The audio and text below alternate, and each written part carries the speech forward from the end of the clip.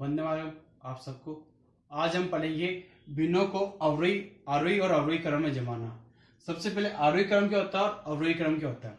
आरोही क्रम क्या होता है? छोटे से बड़ी की ओर जाना, छोटे से बड़े की ओर जाना। और अवरोही क्रम क्या होता है? बड़े से छोटे की ओर आना। तो भिन्नों को आरोही और अवरोही क्रम में कैसे जमा जाता है? हमने एक मेथड पढ़ा था कि अंश में हर का भाग देना। तो उस विधि से जब हम करेंगे तो हमें समय ज्यादा लगता है, तो हम दूसरे नियम है उस विधि से करते हैं। तो हम देखते हैं वो नियम। सबसे पहले जब कोई भिन्न दी हुई है, बहुत सारी भिन्न दी हुई है, उनका अंश सबका समान है और हर सबका अलग है, तो हमें कैसे पता चलेगा कि कौन सी भिन्न बड़ी है कौन सी छोटी है? तो इस स्थिति में क्या होता है, जिस भिन्न का हर सबसे छोटा होगा वही संख्या सबसे बड़ी होगी, वही भिन्न सबसे बड़ी होगी। पहला नियम, जब अंश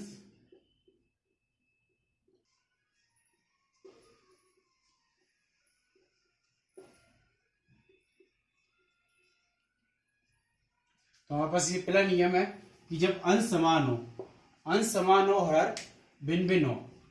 तो जब अंश समान होगा और हर भिन्न भिन्न है तो कौन सी हर जो संख्या वो अलग है, तो जो सबसे बड़ी भिन्न होगी, सबसे बड़ी भिन्न वो होगी जिसका हर जो है वो बड़ा छोटा होना चाहिए। जैसे उदाहरण के लिए 1/1, 1/2, 1/3, 1/4, 1/5। अब ये हमारे पास एक उदाहरण है, इसमें सबका अंश जो है वो सबका बराबर अंश, समान अंश और हर सबका अलग है। तो जिसका हर जितना छोटा होगा वो संख्या वो जो भिन्न है वो भिन्न उतनी ही बड़ी होगी। तो इसमें हर 1 है, यहाँ 2 है, 3, 4, 5 है। तो सबसे छोटा हर कौन सा है यहाँ हमारे पास में? 1। तो ये सबसे बड़ी हो गई और ये सबसे छोटी भिन्न हो गई। जब अंश समान है तो क्या होगा, जो भिन्न का हर, जिस भिन्न का हर छोटा होगा वो उतनी ही बड़ी होगी। अब जैसे ही हमें ये आरोही क्रम में लिखना है तो आरोही में क्या रहेंगे? 1/5, 1/4, 1/3, 1/2 और 1/1। तो सबसे बड़ी भिन्न हो गई हमारे पास 1/1 और सबसे छोटी 1/5। हमने पहले बार देखा जब अंश समान हो। अब हमारे पास हर समान है। अब जैसे हमारे पास बहुत सारे भिन्न है, उन सबका भिन्न का हर समान है और अंश जो है सबका अलग है, अंश वाली संख्या अलग है और हर समान है। हर समान है और अंश अलग है, तो सबसे बड़ी भिन्न कौन सी होगी? सबसे बड़ी भिन्न जो होगी उस जिसका अंश बड़ा हो, जिसका अंश बड़ा होगा वो भिन्न उतनी ही बड़ी होगी। जैसे उदाहरण के लिए हम समझते हैं 1/2, 2/2, 3/2, 4/2, 5/2, 6/2। तो अब इनमें से हम निकालेंगे कौन सी भिन्न सबसे बड़ी है। तो सबका हर बराबर है, हर समान है, हर समान और अंश क्या है? सबके अलग है। तो जिसका अंश सबसे बड़ा है, सबसे बड़ा अंश इसका है ये 6/2, तो ये सबसे बड़ी हो गई।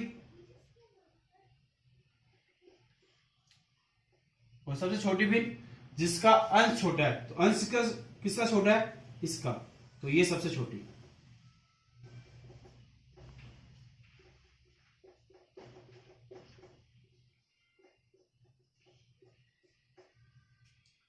जब हर समान हो और अंश अलग अलग हो तो वो भिन्न सबसे बड़ी होगी जिसका अंश बड़ा होगा। ठीक है, अब आगे अगला नियम।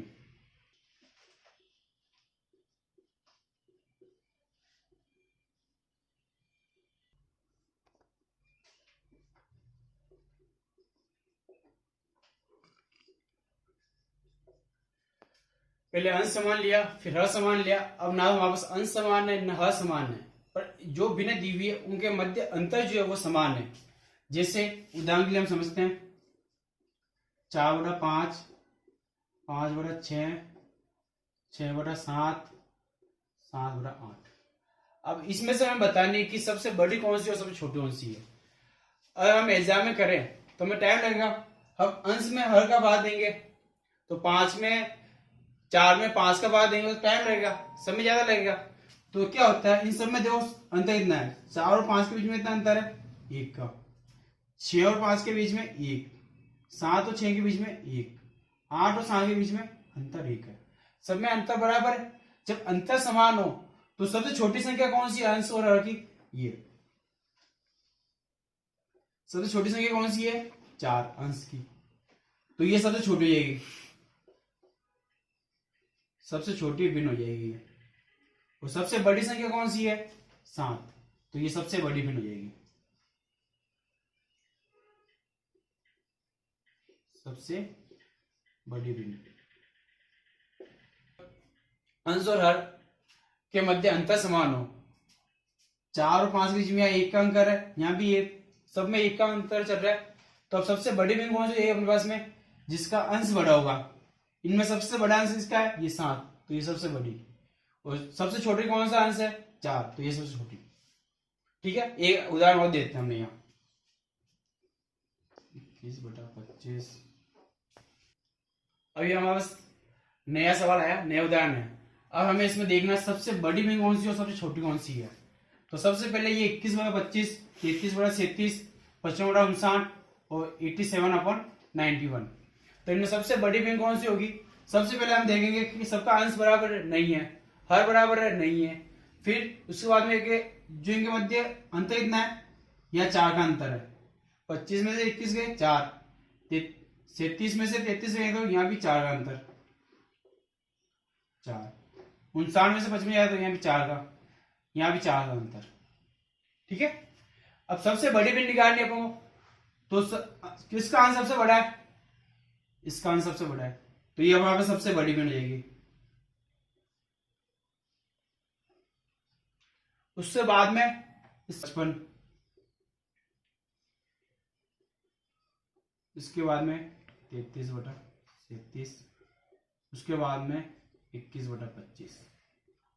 तो सबसे बड़ी भिन्न ये हो गई हमारे पास में और सबसे छोटी ये हो गई। ठीक है, अब आगे एक नियम और, जो ये सवाल अभी दोनों सवाल देखे, इसमें हमारे पास में हर बड़ा था अंश से, हर बड़ा था अंश से। अगर ये उल्टा कर देते हम और हम अंश बड़ा करते हैं और हर छोटा करते हैं, इसे अगर उल्टा कर देते हैं, अंश बड़ा करते हैं और हर छोटा कर देते हैं, तो ये उल्टा हो जाएगा, इसका सेम उल्टा प्रोसेस हो जाएगा।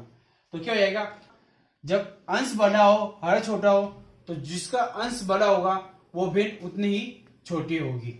ठीक है, तो हमने देखा एक बार हर समान, एक बार अंश समान, एक बार दोनों ही समान नहीं है पर उनके मध्य अंतर समान था। अब जब ना अंश समान हो ना हर समान हो ना उनके मध्य अंतर भी समान नहीं हो तो फिर कौन सी विधि अपनाएंगे। तो उसके लिए हमारे पास 3 विधि होती है मुख्यतः, पर जिसमें से हम देखो ये करते हैं हम विधियां।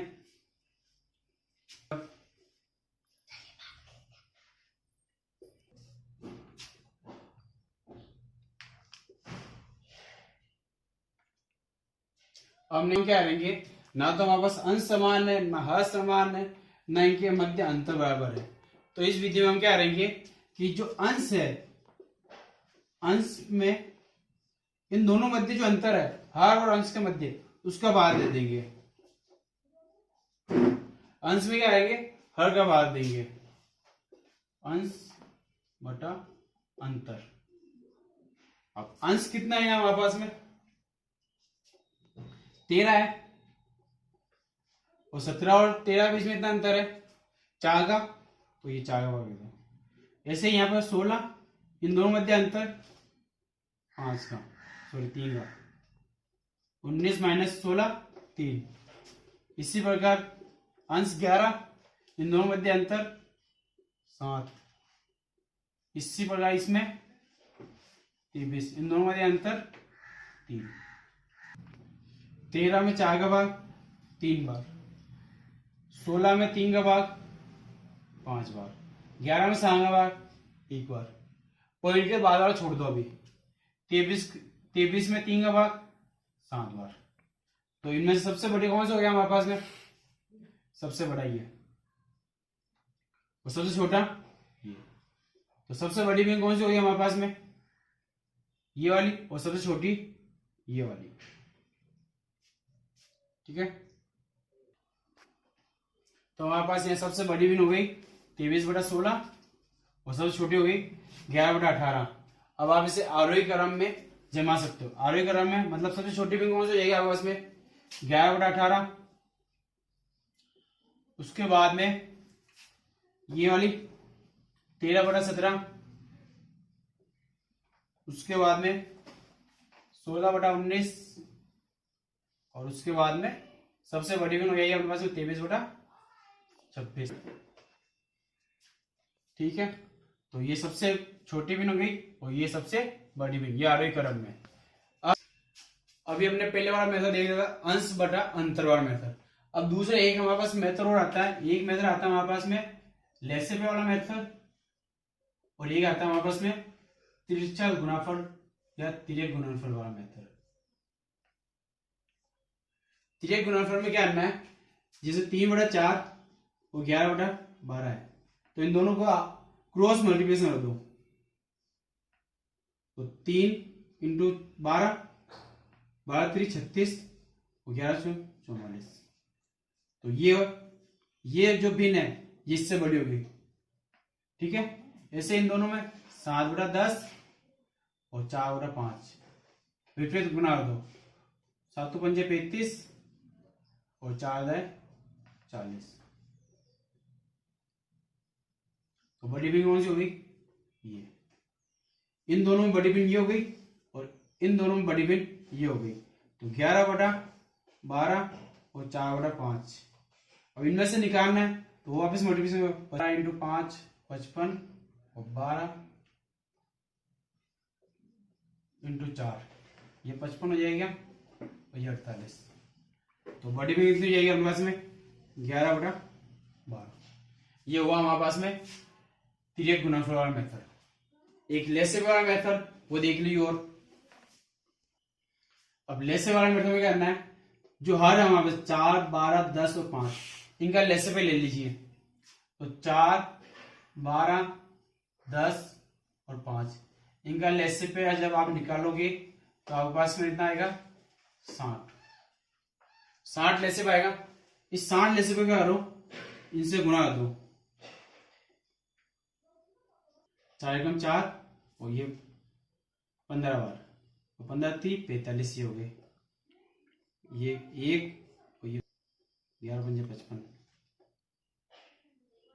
लेसेपे वाला मेथड है, इसमें हमने क्या करा कि जो 3/4 भिन्न है इनका लेसेपे हमने 60 लिया तो 60 से गुणा कर दिया, फिर हमने 4 का बाद 60 जो गया 15 बार, 15 × 3 = 45, ऐसे 12 का बाद 60 में 5 बार, 11 × 5 = 55, ऐसे ही 10 का बाद 60 में 6 बार, 11 7 × 6 = 42, ऐसे 5 का बाद 60 में 12 बार, 12 × 4 = 48। अब इनमें से जो सबसे बड़ी संख्या है वो सबसे बड़ी भिन्न हो जाएगी। तो ये सबसे बड़ी संख्या 55 है, तो सबसे बड़ी भिन्न होगी हमारे पास कितने 11/12। उसके बाद वाली भिन्न कौन सी हो जाएगी हमारे पास में 4/5, उसके बाद 3/4, उसके बाद में 7 सॉरी ये चिन्ह इधर आएंगे। तो ये हमने क्या करा था, लेसेपे लिया 60 का बाद में दे दिया, तो हमने 16 आउट करा, तो उसके बाद में हमारे पास ये संख्या आ गई 45 55 42 और 48। अब जो सबसे बड़ी संख्या है वो भिन्न सबसे बड़ी रहेगी और जो सबसे छोटी है वो भिन्न सबसे छोटी रहेगी। तो इसी प्रकार से आपका ये भिन्न में आरोही अवरोही क्रम में जमाना आज हमने सीखा। धन्यवाद।